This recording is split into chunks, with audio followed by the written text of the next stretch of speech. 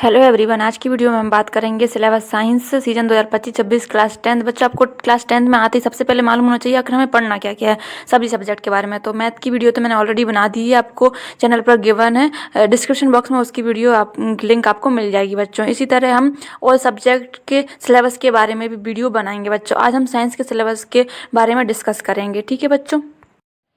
बच्चों देखते हैं हम सिलेबस क्लास 10 साइंस सिलेबस को हम देखते हैं। इसमें जो है ना एनसीईआरटी के बेस पर जो कितने हैं, टोटल 13 चैप्टर दिए हैं हमको एनसीईआरटी में क्लास 10 की। फर्स्ट चैप्टर जो है बच्चों वो है केमिकल रिएक्शन एंड इक्वेशन, ठीक है। इसमें ना 3 पार्ट में बांटा है पूरे सब्जेक्ट को ना, केमिस्ट्री, बायो और फिजिक्स में। तो देखते हैं हम, सबसे पहला जो चैप्टर है वो है केमिकल रिएक्शंस एंड इक्वेशंस, ठीक है। दूसरा चैप्टर है acid, basis and salts. Third chapter है बच्चों मेटल्स एंड नॉन मेटल्स। और फोर्थ है कार्बन एंड इट्स कंपाउंड्स, ठीक है। ये जो 4 चैप्टर हैं वो क्या के हैं, केमिस्ट्री के हैं। अब बच्चों हम नेक्स्ट देखते हैं fifth chapter life process. Six chapter control and coordination. 7 chapter है how do organisms reproduce. 8 chapter है हेरिडिटी। ये 4 चैप्टर क्या के हैं बच्चों, बायोलॉजी के हैं, ठीक है। देन हम देखते हैं 9 chapter 9 light reflection and refraction. 10 chapter है the human eye and the colourful world. 11 chapter है electricity. 12 chapter magnetic effects of electric current. ये 4 चैप्टर हमारे क्या के हैं बच्चों, फिजिक्स के हैं, ठीक है। और ये 13 लास्ट चैप्टर है अवर इन्वायरमेंट, हमारे आसपास जो भी इन्वायरमेंट है उसके बारे में इसमें हम पढ़ेंगे, ठीक है। बच्चों हम बात करेंगे कौन से चैप्टर में कौन कौन से टॉपिक्स पढ़ेंगे, मतलब उनके अंदर जो भी टॉपिक्स हैं उनमें क्या क्या पढ़ेंगे वो हम बात करते हैं। जैसे कि फर्स्ट चैप्टर हमारे पास चैप्टर 1 है केमिकल रिएक्शंस एंड इक्वेशन। इसमें हम क्या पढ़ेंगे, पहला देखो सबसे पहले तो केमिकल रिएक्शंस ही पढ़ेंगे क्या होती हैं, फिर केमिकल इक्वेशंस क्या होती हैं वो पढ़ेंगे, ठीक है। फिर बैलेंस्ड केमिकल इक्वेशन, ये इंपॉर्टेंट पॉइंट है, इसे पढ़ेंगे हम, बैलेंस्ड करना केमिकल इक्वेशंस को। और फिर पढ़ेंगे हम टाइप्स ऑफ केमिकल रिएक्शंस, कितने प्रकार के होते हैं। एक और इम्पोर्टेंट पॉइंट है इसमें, ये कोरोजन एंड रेंसिडिटी, ठीक है। ये वाला कॉन्सेप्ट भी पढ़ेंगे हम इस चैप्टर में। ये काफ़ी इजी चैप्टर है, केमिस्ट्री का सबसे इजी चैप्टर हम इसे कह सकते हैं, ठीक है। फर्स्ट चैप्टर में हम इतना ही सब पढ़ेंगे। अब बच्चों थोड़ी सा डिफ़िकल्टी लेवल बढ़ाकर उन्होंने सेकंड चैप्टर दिया है, वो है एसिड्स, बेसिस एंड सॉल्ट्स। इसमें हम एसिड्स, बेसिस क्या होते हैं, सॉल्ट्स क्या होते हैं, इनके बारे में पढ़ेंगे। सबसे पहला पॉइंट पढ़ेंगे हमने केमिकल प्रॉपर्टीज़ ऑफ एसिड्स की। केमिकल प्रॉपर्टीज़ क्या होती हैं, जैसे कि जो एसिड है वो अलग अलग चीज़ों के साथ कैसे रिएक्ट करता है, वाटर के साथ कैसे रिएक्ट करता है, मेटल्स के साथ कैसे रिएक्ट करता है, ये सब चीज़ें हम इसमें पढ़ेंगे, ठीक है। देन सेकंड पॉइंट है ions present in acids and bases. Acids और बेसिस में कौन से आयंस होते हैं जिनके बेसिस पे हम देखते हैं क्या एसिड है वो और बेस है, ठीक है। तो ये वाला कॉन्सेप्ट पढ़ेंगे। फिर हम पढ़ेंगे बच्चों पीएच, इसके लिए काफ़ी इंपॉर्टेंट है, इसमें से क्वेश्चन बनता रहता है पेपर में, लगभग हर साल ही आता है, आगे भी आता रहेगा। सॉल्ट्स एंड देयर यूजेस जो है ना, इससे भी बच्चों 5 नंबर का क्वेश्चन आ जाता है पेपर में, अब तक भी आता रहा है, उम्मीद है आगे भी आएगा, ठीक है। तो ये सेकंड वाला चैप्टर भी हमने देख लिया है बच्चों। अब हम देखते हैं थर्ड वाला चैप्टर।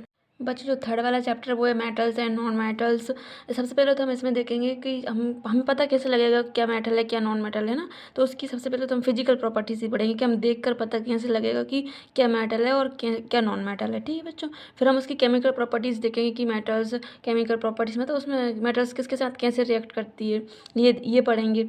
फिर हम पढ़ेंगे reaction of metals and non metals. Metals और नॉन मेटल्स का आपस में रिएक्शन कैसे होता है, हम ये पढ़ेंगे। फिर हम नेक्स्ट पॉइंट पढ़ेंगे बच्चे अक्रेंस ऑफ मेटल्स, मतलब मेटल हमें प्राप्त कैसे होती है ज़मीन से, जैसे ऐसे डायरेक्ट प्राप्त थोड़ी ना हो जाती है, वो सिर्फ प्रोसेस होती है, तो हम उसके बारे में पढ़ेंगे। फिर हम पढ़ेंगे कोरोजन, मतलब एक प्रोसेस होती है मेटल को खराब होती है जिसमें, ठीक है, ख़राब करने वाली जो प्रोसेस होती है, मेटल जो ख़राब होती है वो प्रोसेस कोरोजन होती है, ठीक है। तो ये भी हम पढ़ेंगे इस वाले चैप्टर में, ठीक है बच्चों। अब हम नेक्स्ट चैप्टर की बात करते हैं। तो जो हमारा नेक्स्ट चैप्टर है वो है कार्बन एंड इट्स कंपाउंड, ठीक है। काफ़ी डिफिकल्ट चैप्टर है, इसलिए इस पर डबल स्टार लगा लो, ठीक है। इसको बार बार थोड़ा समझना पढ़ना, ठीक है। सबसे पहले तो हम इसमें क्या पढ़ेंगे, बॉन्डिंग इन कार्बन। कार्बन में मतलब बॉन्डिंग कैसे होती है, ऐसे समझो जैसे आपके फ्रेंड के बीच में बॉन्डिंग कैसी है, ठीक है। तो ऐसे ही समझो कि कार्बन और कार्बन के फ्रेंड के बीच में कैसी बॉन्डिंग होगी, हम इसके बारे में पढ़ेंगे इसमें, ठीक है। वर्सेटाइल नेचर ऑफ कार्बन का ये भी पढ़ेंगे हम, ठीक है। Chemical properties of carbon compounds, carbon compounds की केमिकल प्रॉपर्टीज़ के बारे में पढ़ेंगे, ये भी काफ़ी लेंथी प्रोसेस हो जाएगी फिर, है ना। फिर इथेनॉल एंड इथेनॉइक एसिड, ये दो कार्बन कार्बन कंपाउंड है, ये 2 कार्बन कंपाउंड है, इनके बारे में भी हम डिटेल में पढ़ेंगे।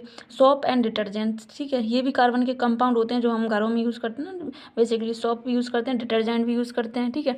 तो ये भी हम पढ़ेंगे इसमें, ये नहीं था ना पता ये कार्बन के कंपाउंड्स होते हैं, ये कार्बन के कंपाउंड्स होते हैं, ये कैसे एक्ट करते हैं, इसके बारे में हम इस चैप्टर में पढ़ेंगे। बच्चों जो इथेनॉल है, इथेनॉइक एसिड है ना, यहाँ से क्वेश्चन बनता है और काफ़ी बड़ा क्वेश्चन बनता है, ठीक है, तो इसे याद रखना। अब हमने क्या ये 4 चैप्टर देख लिए, केमिस्ट्री वाला पार्ट हमने देख लिया बच्चों। अब हम देखेंगे बायोलॉजी वाला पार्ट, ठीक है, नेक्स्ट पेज से। अब बच्चों हम बायोलॉजी के चैप्टर्स देखते हैं। इसमें 5th चैप्टर दिया है बायोलॉजी का। एक इम्पोर्टेंट बात है बच्चों, वो याद रखना, जैसे कि बायोलॉजी के जो चैप्टर्स है ना, उसमें आप लोग थ्योरी तो पढ़ोगे ही, क्वेश्चन सॉल्व करोगे ना, तो साथ साथ डायग्राम पर तो खास ध्यान रखना आप लोग, ठीक है। मतलब बायोलॉजी वाले पार्ट में जो है ना साइंस का, उसमें डायग्राम बहुत ज़्यादा इम्पोर्टेंट है, तो आप लोग डायग्राम भी प्रैक्टिस करना काफ़ी सारे साथ साथ, ठीक है। अब हमारा जो 5th चैप्टर दिया है बायोलॉजी का, हम उसको देखते हैं। जैसे इसमें दिया लाइफ प्रोसेसेस, इसमें लाइफ प्रोसेस के बारे में पढ़ेंगे। व्हाट आर लाइफ प्रोसेसेस, मतलब जो एनिमल्स होते हैं, जैसे कि जैसे मैं एनिमल हूँ, आप एनिमल हो, मतलब बायोलॉजी में ह्यूमन को एनिमल ही कहते हैं, तो उसकी लाइफ प्रोसेस कैसी होती है वो पूछा है। तो न्यूट्रिशन, रेस्पिरेशन, ट्रांसपोर्टेशन, एक्सक्रीशन, ये 4 पॉइंट दिए हैं लाइफ प्रोसेस के ना इस चैप्टर में। तो हम ये पढ़ेंगे, इसके डायग्राम सहित सब कुछ पढ़ेंगे इसमें, ठीक है। अब बच्चों जो बायोलॉजी का नेक्स्ट चैप्टर है, 6th चैप्टर, वो है कंट्रोल एंड कोऑर्डिनेशन, मतलब ह्यूमन बींग्स में कंट्रोल कैसे होता है। तो ह्यूमन बींग्स में कंट्रोल कैसे, हम ब्रेन से होता है वो तो, ठीक है। तो इसमें सबसे पहले हम पढ़ेंगे नर्वस सिस्टम के बारे में पूरा पढ़ेंगे, ठीक है। कोऑर्डिनेशन इन प्लांट्स, चलो ह्यूमन बींग्स में तो ब्रेन से होता है, प्लांट्स में कैसे होता है वो पढ़ेंगे, ठीक है। हॉर्मोन्स के बारे में पढ़ेंगे, हार्मोन कैसे मतलब काम करते हैं बॉडी में, ये सब पढ़ेंगे हार्मोन्स के बारे में भी इस वाले चैप्टर में, ठीक है। तो इस चैप्टर में ब्रेन का डायग्राम तो इम्पोर्टेंट है ही बच्चों, और भी सारे डायग्राम है, वो भी अच्छे से प्रैक्टिस कर लेना। जो इतने भी डायग्राम दिए हैं इस चैप्टर में, सारे प्रैक्टिस कर लेना अच्छे से।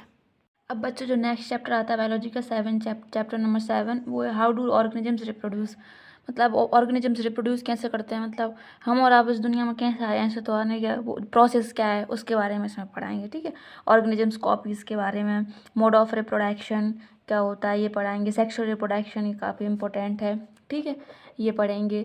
प्लांट रिप्रोडक्शन, ठीक है, ह्यूमन बींग्स की रिप्रोडक्शन भी पढ़ाएंगे, और प्लांट्स कैसे रिप्रोड्यूस करते हैं ये भी पढ़ेंगे इसमें, है ना। इसमें प्लांट वो फ्लावर का डायग्राम है, वो काफ़ी इंपॉर्टेंट है, वो पढ़ लेना अच्छे से, कर लेना मतलब ड्रॉ।